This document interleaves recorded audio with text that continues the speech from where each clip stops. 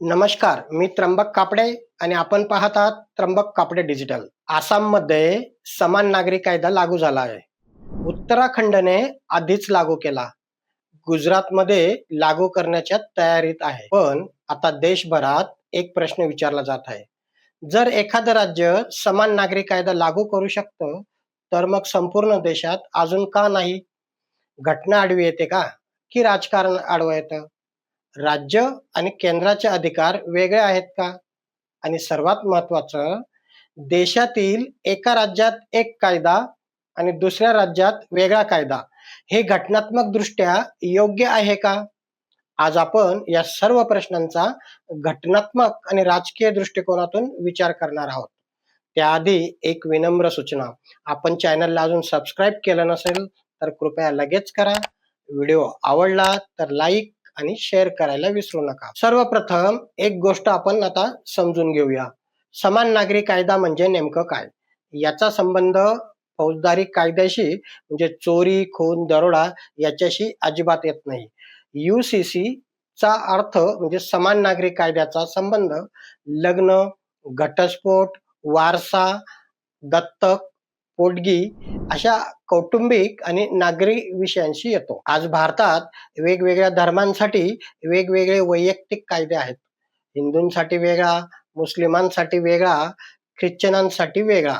समान नागरी कायदा म्हणजे धर्म कोणताही असो, सर्व नागरिकांसाठी एकच नागरी कायदा असावा.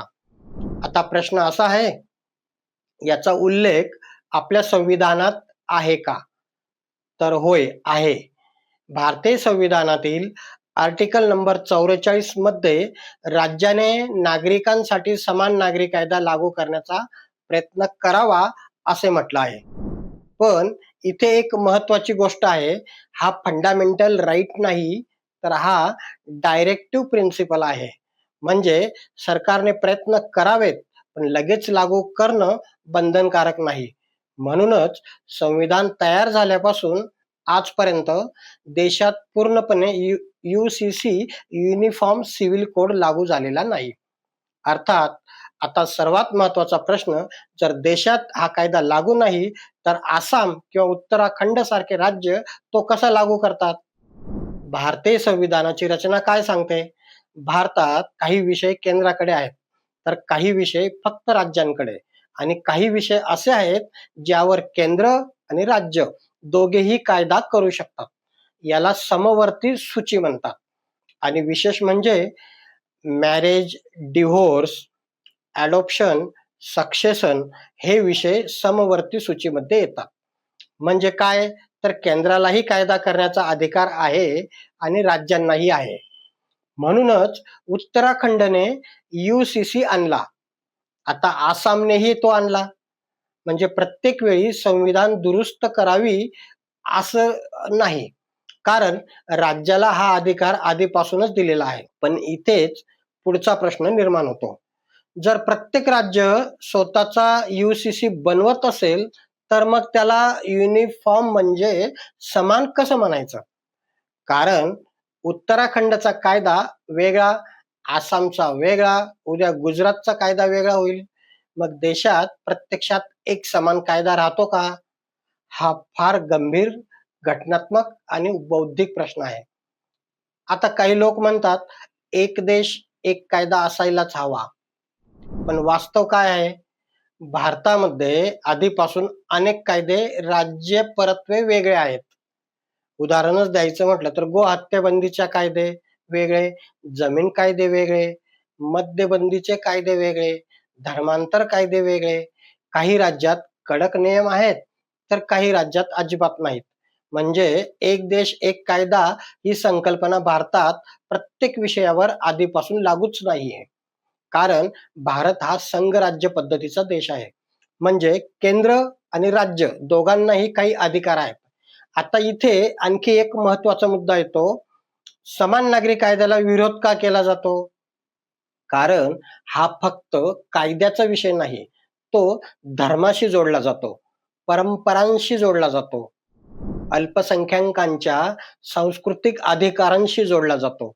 आणि म्हणूनच विरोधक म्हणतात, जर सर्वांसाठी एकच कायदा केला तर धार्मिकतेच्या विविधतेवर परिणाम होईल का?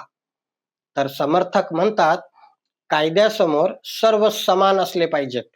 म्हणजेच हा वाद फक्त कायदेशीर नाही, तो सामाजिक आणि राजकीयही आहे.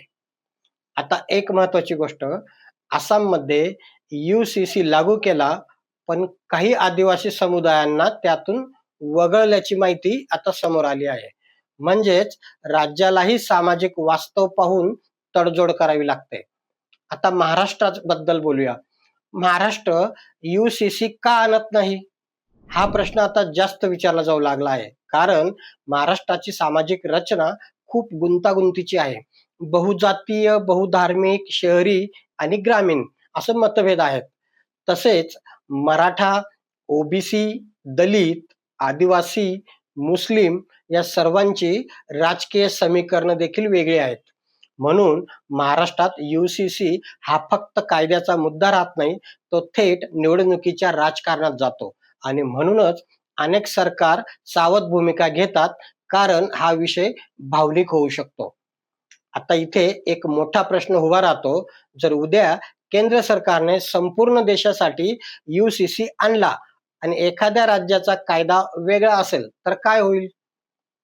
घटनेनुसार समवर्ती सूचीमधील विषयांवर केंद्राचा कायदा वरचढ ठरू शकतो. पण तरीही हा विषय सर्वोच्च न्यायालयापर्यंत जाऊही शकतो. कारण यात धर्म स्वातंत्र्य, सांस्कृतिक अधिकार आणि समानतेचा अधिकार हे सर्व मुद्दे एकत्र येतात. म्हणूनच UCC हा फक्त एक कायदा नाही, तो भारताच्या संघराज्य रचनेची, धर्मनिरपेक्षतेची आणि सामाजिक विविधतेची मोठी परीक्षा म्हटली जाते.